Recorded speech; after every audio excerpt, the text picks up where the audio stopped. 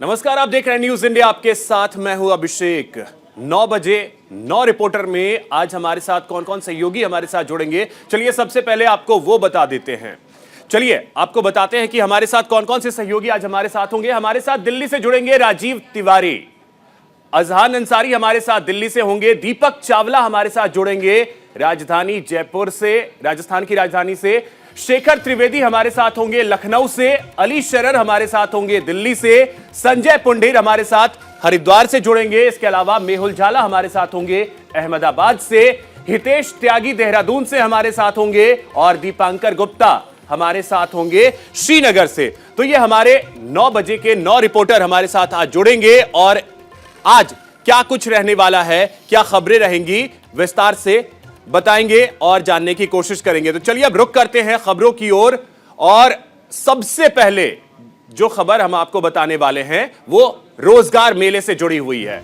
सबसे पहली खबर आपको बता दें, केंद्रीय रोजगार मेले का आज से दूसरा चरण।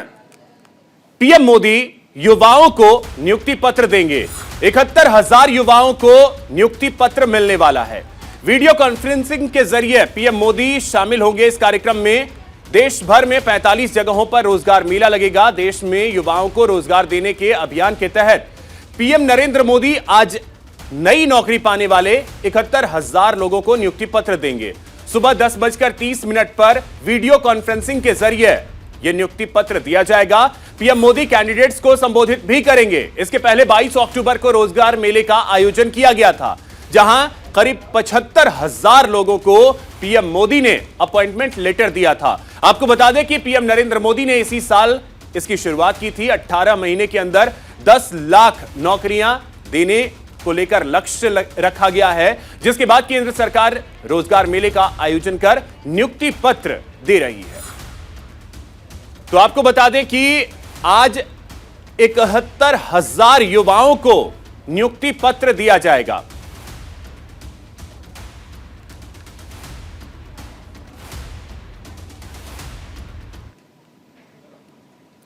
एक और बड़ी खबर आपको बता दें, सीएम योगी आदित्यनाथ दिल्ली के दौरे पर रहने वाले हैं। इसके अलावा वो नोएडा और गाजियाबाद भी जाएंगे।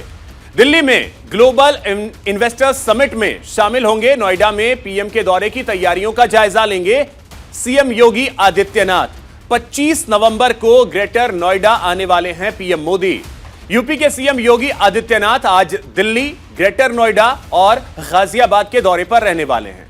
सीएम योगी दिल्ली में सुषमा स्वराज भवन में आयोजित ग्लोबल इन्वेस्टर्स समिट में हिस्सा लेंगे। करीब 2 घंटे तक समिट में शामिल होने के बाद सीएम योगी ग्रेटर नोएडा जाएंगे। यहां वो 25 नवंबर को पीएम मोदी के प्रस्तावित कार्यक्रम के तैयारियों का जायजा लेंगे। तो उत्तर प्रदेश के मुख्यमंत्री योगी आदित्यनाथ का बेहद अहम दिल्ली का दौरा। इस दौरान वो ग्रेटर नोएडा भी जाएंगे और गाजियाबाद भी जाएंगे। तो अधिक जानकारी के साथ सहयोगी शेखर त्रिवेदी हमारे साथ जुड़ गए हैं। शेखर, क्या जानकारी इन्वेस्टर्स समिट में शामिल होने वाले हैं योगी आदित्यनाथ, इसके अलावा और कौन कौन से कार्यक्रम आज रहने वाले हैं सीएम के? देखिए, ऐसा है कि फरवरी में 10 से 12 तारीख के बीच उत्तर प्रदेश में ग्लोबल इन्वेस्टर समिट होने जा रही है, जो 1 ट्रिलियन इकोनॉमी की तरफ उत्तर प्रदेश को ले जाएगी। उसी का आज कर्टन रेजर है। दिल्ली के चाणक्यपुरी में सुषमा स्वराज प्रवासी भारतीय भवन है, जहां पर मुख्यमंत्री योगी आदित्यनाथ इस कर्टन रेजर का उद्घाटन करेंगे। और कई दुनिया भर की ग्लोबल कंपनियां हैं जो इस कार्यक्रम में, इस ग्लोबल समिट में उत्तर प्रदेश में निवेश के लिए तैयार हैं। उनसे प्राथमिक बातचीत हो चुकी है। तो उसी का आज कर्टन रेजर है कि उत्तर प्रदेश कितना तैयार है, किस तरीके का लोगो है, किस तरीके की सुविधाएं होंगी, किस तरीके से जो पोर्टल्स हैं उनको लॉन्च किया जाएगा। तो इस तरीके की तमाम चीजें होंगी, ताकि आने वाले अगले 2 महीने में जब मंत्रियों के दौरे शुरू हों तो जो भी कंपनियां जहां पर भी बात बनती है वो लॉगिन करके और अपनी चीजों को डिस्प्ले पे ला सकें। इसके साथ साथ मुख्यमंत्री 878 करोड़ रुपए की 755 योजनाएं गाजियाबाद में हैं, कबीरनगर में, वहां पर पहुंचेंगे और उनका उद्घाटन करेंगे। और एक और चीज, पीएम मोदी का भी एक कार्यक्रम होना है ग्रेटर नोएडा में। वो क्या कार्यक्रम है? सीएम योगी आज वहां भी जाने वाले हैं। देखिए, जिस तरीके से उत्तर प्रदेश में लगातार तैयारियां चल रही हैं, प्रधानमंत्री नरेंद्र मोदी उत्तर प्रदेश को लेकर के खासे उत्साहित रहते हैं। अलग अलग तरीके की योजनाएं रहती हैं, अलग अलग तरीके के प्रकल्प हैं जिसको उत्तर प्रदेश के अलग अलग शहरों में मुख्यमंत्री के साथ प्रधानमंत्री जा करके और लोकार्पण और शिलान्यास कर चुके हैं। इसी क्रम में गाजियाबाद, माफ कीजिएगा, ग्रेटर नोएडा में भी प्रधानमंत्री का आगामी कार्यक्रम है जिसको लेकर के मुख्यमंत्री समीक्षा करेंगे और अधिकारियों को आवश्यक निर्देश देंगे। चलिए ठीक है, बहुत शुक्रिया शेखर आपका तमाम जानकारी के लिए। और चलिए अब बात कर लेते हैं गुजरात की। गुजरात में जीत की जंग जारी है। आज भी कई सियासी दिग्गज जनसभाएं करने वाले हैं। साबरमती में केंद्रीय गृह मंत्री अमित शाह और नड्डा रैली करने वाले हैं। गुजरात के रण में सियासी दलों के बीच जीत की जंग जारी है। बीजेपी मिशन रिपीट में पूरा जोर शोर से लगी है। वहीं अरविंद केजरीवाल आम आदमी पार्टी के लिए चुनाव प्रचार आज करते नजर आएंगे। तो आपको बता दें कि आज भी गुजरात में कई सियासी दिग्गज जो हैं वो चुनाव प्रचार करने वाले हैं, जिसमें केंद्रीय गृह मंत्री अमित शाह साबरमती में रैली करने वाले हैं। बीजेपी के राष्ट्रीय अध्यक्ष जेपी नड्डा भी आज जनसभा करने वाले हैं। इसके अलावा अगर बात की जाए अरविंद केजरीवाल की, तो अरविंद केजरीवाल भी आज रैली करने वाले हैं।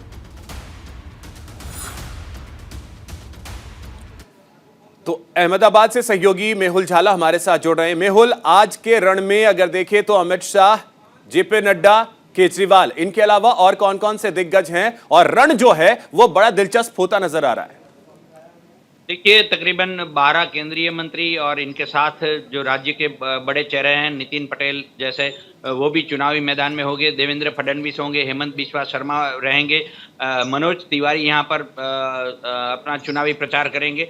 कुल मिलाकर देखा जाए तो 93 कॉन्स्टिट्यूएंसी है दूसरे चरण में विधानसभा के, जिसका वोटिंग जो 5 दिसंबर को होना है। इसके लिए कारपेट बॉम्बिंग की तरह 42 जो बड़े शीर्षस्थ नेता है वो यहाँ पर चुनाव प्रचार में जुटेंगे और हर एक नेता के जिम्मे 3 से 4 बड़ी जनसभाएं या रैलियां हो सकती है। अहमदाबाद में ही आज शाम 7 बजे से लेकर जो रैलियों का दौर शुरू हो रहा है। तकरीबन 12 केंद्रीय मंत्री जो हैं, बड़े चेहरे हैं, भारतीय जनता पार्टी शासित जो राज्य हैं उनके मुख्यमंत्री भी यहाँ पर हैं। जयराम ठाकुर भी इस श्रृंखला में जुड़ेंगे, हेमंत बिस्वा शर्मा भी जुड़ेंगे, अनुराग ठाकुर भी आए थे। कुल मिलाकर देखा जाए तो जो 93 कॉन्स्टिट्यूएंसी है इनके लिए तकरीबन बिल्कुल मेहुल, यानी बीजेपी ने पूरा जोर लगा रखा है गुजरात के लिए। बहुत शुक्रिया आपका तमाम जानकारी के लिए। तो वहीं आपको बता दें कि आज गुजरात में दिल्ली के सीएम अरविंद केजरीवाल 2 चुनावी सभाओं को संबोधित करेंगे। केजरीवाल सूरत और जाम खंबालिया में चुनावी सभा को संबोधित करने वाले हैं।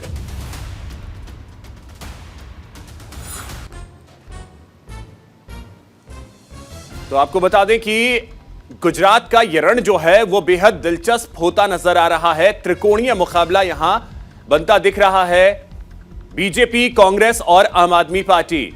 आम आदमी पार्टी ने भी गुजरात के लिए पूरा जोर लगा रखा है। आज अरविंद केजरीवाल सूरत और जाम खंबालिया में चुनावी सभा को संबोधित करने वाले हैं।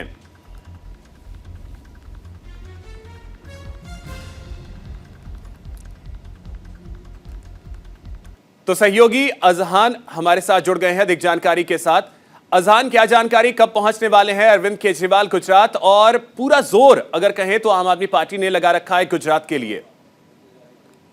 देखिए, बिल्कुल आम आदमी पार्टी यानी अरविंद केजरीवाल गुजरात को लेकर बहुत कॉन्फिडेंस में नजर आ रहे हैं। कल भी बीते 2 दिन से वो गुजरात में मौजूद हैं और आज भी वो गुजरात के 2 बड़े शहरों में जनसभा करेंगे। कल की बात कर लें तो कल जनसभा को संबोधित करते हुए अरविंद केजरीवाल ने साफ तौर से कहा कि दिल्ली की जनता, गुजरात की जनता जो है वो बदलाव चाहती है और अगर पीछे देखा जाए तो दिल्ली में या गुजरात में जनता ने बदलाव चाहा है और इसी की तर्ज पर गुजरात में भी जनता जो है वो बदलाव चाहती है और लगातार निशाना साधते हुए कांग्रेस से लेकर भारतीय जनता पार्टी पर उन्होंने निशाना साधा है। वहीं बात अगर कर लें चुनौती की, तो चुनौती भी कहीं ना कहीं बड़ी है, क्योंकि खुद प्रधानमंत्री नरेंद्र मोदी से लेकर बड़े नेता गुजरात में चुनावी जनसभा कर रहे हैं, तो दूसरी तरफ राहुल गांधी खुद गुजरात में भारत जोड़ो यात्रा के तहत जुड़ चुके हैं और आज भी अरविंद केजरीवाल गुजरात के बड़े शहरों में जनसभा करेंगे और संबोधित करते हुए कई अपनी बातों को रखेंगे। और उनकी गारंटी की बात कर ली जाए, घोषणा पत्र की बात कर ली जाए, तो लगातार रोजगार से लेकर मुफ्त बिजली से लेकर कई मुद्दों को अरविंद केजरीवाल ने रखा है और दिल्ली और पंजाब की तर्ज पर यह चुनाव पूरा होने वाला है। अरविंद केजरीवाल बेहद कॉन्फिडेंस में है और जब वो संबोधित करते हैं तो लगातार भारतीय जनता पार्टी और कांग्रेस पार्टी को साधते हुए नजर आते हैं। अब देखना ये होगा अजहान, क्या आम आदमी पार्टी ये भी सोच के चल रही है कि जो मुकाबला वहां त्रिकोणीय बनता दिख रहा है उसका लाभ आम आदमी पार्टी को मिल जाए, कांग्रेस और बीजेपी?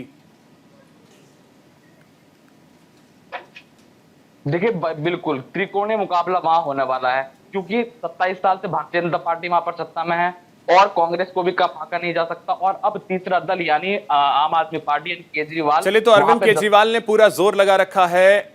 परिणाम क्या होंगे 8 दिसंबर को पता चलेगा। बहुत शुक्रिया आपका तमाम जानकारी के लिए। इसी बीच एक और बड़ी खबर आपको बता दें, श्रद्धा मर्डर केस से जुड़ी बड़ी खबर। आरोपी आफताब का पॉलीग्राफी टेस्ट आज होगा।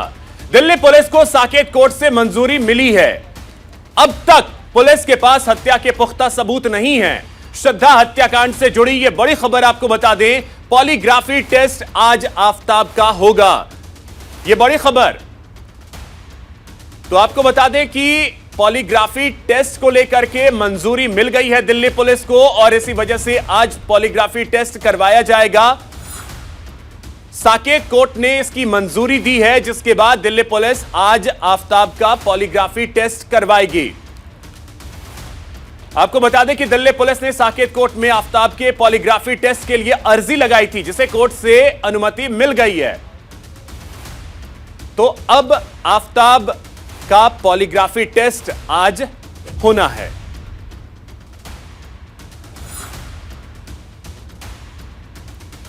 तो देखिए, ये हत्याकांड की जांच चल रही है। पुलिस के पास अभी भी पुख्ता सबूत नहीं है।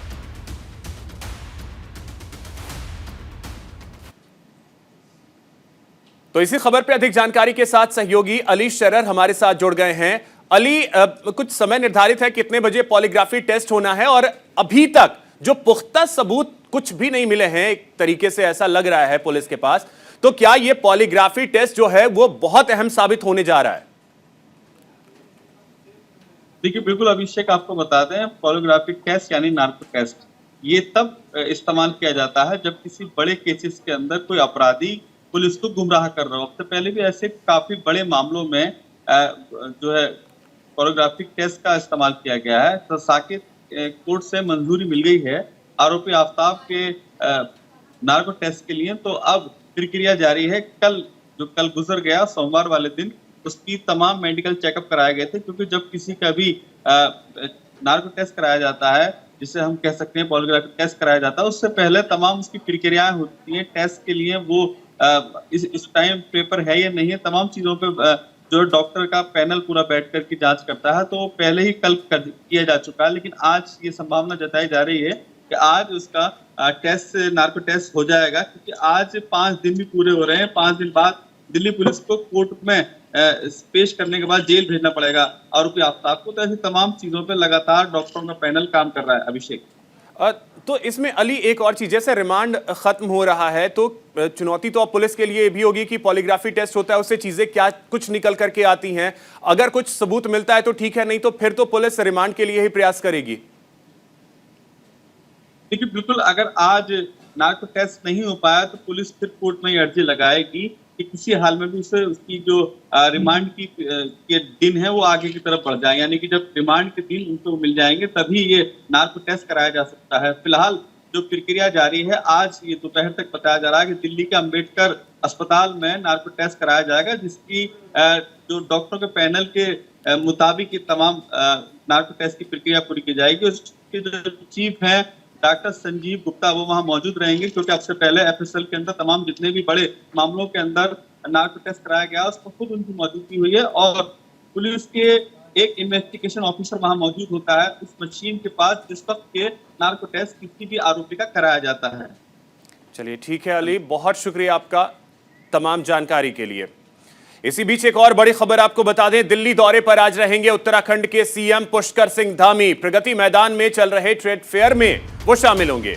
ये बड़ी खबर आपको बता दें, आज पुष्कर सिंह धामी दिल्ली के दौरे पर रहेंगे। कई कार्यक्रमों में उन्हें शामिल होना है, जिसमें ट्रेड फेयर एक कार्यक्रम है।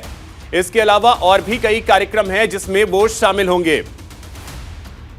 तो उत्तराखंड के मुख्यमंत्री पुष्कर सिंह धामी का दिल्ली के दौरे पर रहने वाले हैं, जहां कई कार्यक्रम होने वाले हैं और कई कार्यक्रमों में वो शामिल होंगे। जानकारी यह भी मिल रही है कि उत्तराखंड दिवस पर कार्यक्रम का आयोजन किया जा रहा है। उत्तराखंड के सांस्कृतिक कार्यक्रम में शामिल होंगे पुष्कर सिंह धामी। ये जानकारी निकल करके सामने आ रही है। तो दिल्ली के दौरे पर पुष्कर सिंह धामी, जहां कई कार्यक्रमों में वो शामिल होंगे।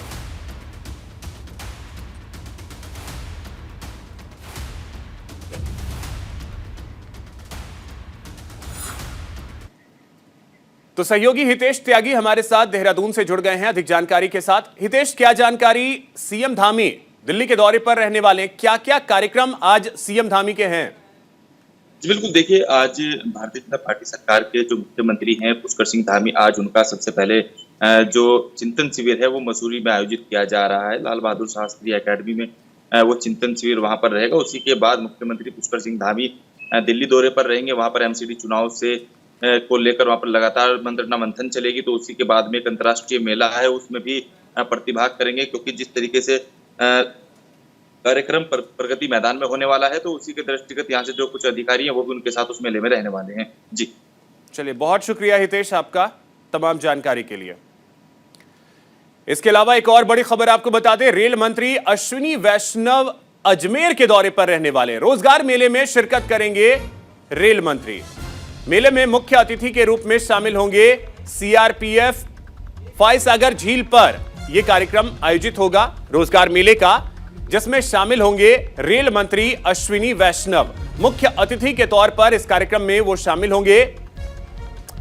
तो आपको बता दें कि फायसागर झील पर यह कार्यक्रम का आयोजन किया जा रहा है रोजगार मेले का। इस मेले में शामिल होने के लिए अश्विनी वैष्णव अजमेर के दौरे पर रहने वाले हैं। तो आपको बता दें कि रोजगार मेला, जिसका आयोजन लगातार केंद्र सरकार की तरफ से किया जा रहा है, आज दूसरा चरण है। करीब देश भर के 71,000 युवाओं को नियुक्ति पत्र दी जाएगी और इसी नियुक्ति पत्र को देने को लेकर जो कार्यक्रम का आयोजन किया जा रहा है, उस कार्यक्रम में शामिल होने के लिए रेल मंत्री अश्विनी वैष्णव आज अजमेर के दौरे पर रहेंगे। सीआरपीएफ फायसागर झील पर यह कार्यक्रम का आयोजन किया जा रहा है मेले का, जिसमें शामिल होने के लिए रेल मंत्री अश्विनी वैष्णव अजमेर के दौरे पर रहने वाले हैं। तो आपको बता दें कि यह रोजगार मेला जो आयोजित किया जा रहा है, इसके मुख्य अतिथि अजमेर में होंगे अश्विनी वैष्णव।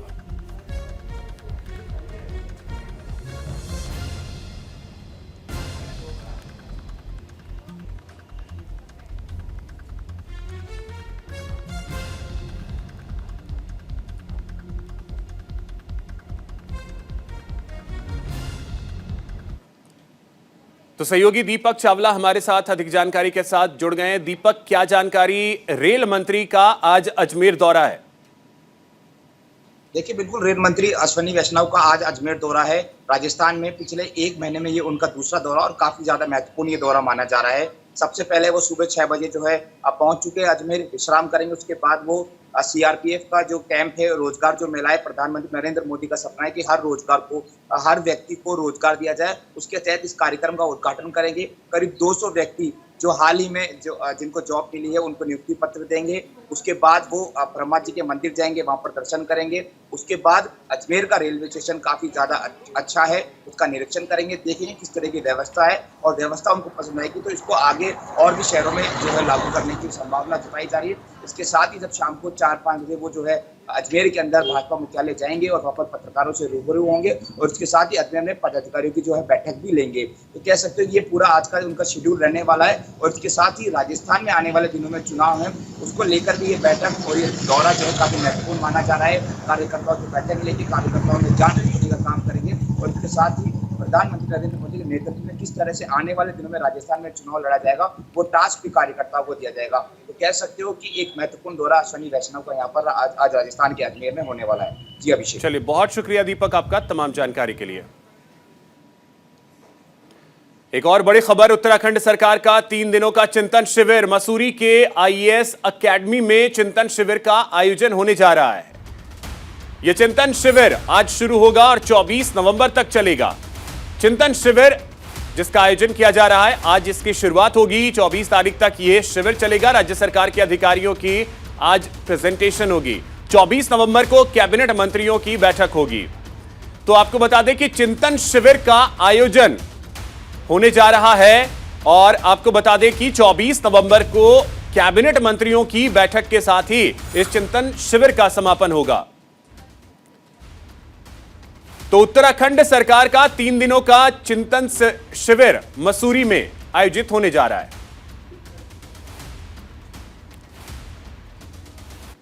अधिक जानकारी के साथ सहयोगी संजय पुंडिर हमारे साथ जुड़ गए हैं। संजय, चिंतन शिविर 3 दिनों का, क्या क्या चिंतन होने हैं इन 3 दिनों में? देखिए अभिषेक, उत्तराखंड में विकास कार्यों को लेकर प्रदेश सरकार काफी गंभीर नजर आ रही है और गंभीरता से कार्य कर रही है। इसी कड़ी में अब भविष्य की प्लानिंग कर रहे हैं कि भविष्य में क्या विकास कार्य होने हैं। इसी को लेकर एक चिंतन शिविर का आयोजन किया गया है। हालांकि मसूरी के लाल बहादुर शास्त्री अकादमी में इस चिंतन शिविर का शुभारंभ होना है और मुख्यमंत्री इसका उद्घाटन करेंगे। कहा जा सकता है कि भविष्य में किस तरह से एक रोड मैप तैयार किया जाएगा। हालांकि चलिए, तो आज इसकी शुरुआत होने वाली है संजय। अगले 2 दिन और, यानी आज, कल और परसों ये चिंतन शिविर चलेगा। बहुत शुक्रिया आपका तमाम जानकारी के लिए। इसी बीच एक बड़ी खबर आपको बता दें, जम्मू कश्मीर में सुरक्षा बलों को बड़ी सफलता मिली है। जम्मू कश्मीर में एक घुसपैठिया मारा गया है। एक घुसपैठिए को गिरफ्तार भी किया गया है। भारत पाक अंतरराष्ट्रीय सीमा के पास से गिरफ्तार किया गया है इस घुसपैठिए को।